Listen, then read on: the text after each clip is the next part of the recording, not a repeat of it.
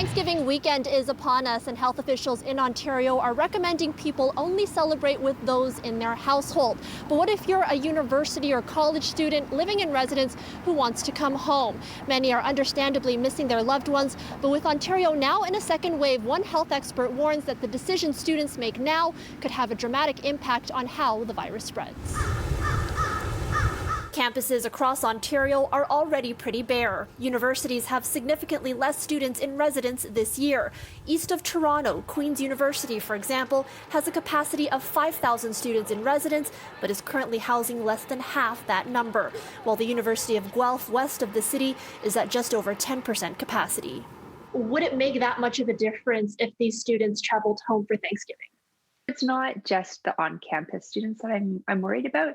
It's more about, people who are living in households that are not with their families, who are then going to return to their families. Ontario's hotspots for COVID-19 include Toronto, Ottawa, and Peel region. Epidemiologist Ashley Chute says the mass travel of students heading home for the weekend could potentially seed outbreaks in areas of the province where the number of cases remain relatively low. If you think about the size of various campuses across Ontario, it's potentially a large number of people. And if even a subset of those students are moving and traveling for Thanksgiving, it can have a pretty dramatic impact in terms of transmission. Several universities have reported outbreaks since the beginning of the school year, most notably Western University in London, Ontario. Last month, 28 students tested positive for the virus, and at Queen's, a reported 10 cases last week alone.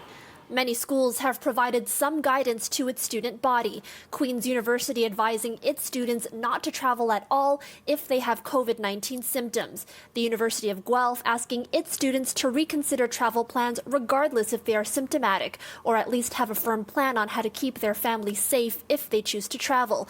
Chute says the best thing students can do is stay put. If you're in a house with other students, that's your household, so you can celebrate with them and have a student Thanksgiving this year, and recognize that this is not going to be forever. We did reach out to the province, and a spokesperson for the Ministry of Colleges and Universities says that schools will have their own policies and procedures, but they also are recommending that students only have close contact with those that they live with. They did, however, add that those who live alone may have close contact with another household that they trust, just to prevent feelings of isolation and mental health impacts. We should also note that a lot of the schools we reached out to said they will have additional things like Thanksgiving dinners or recreational activities open this weekend for students who do choose to stay on campus. For City News, I'm Natividad.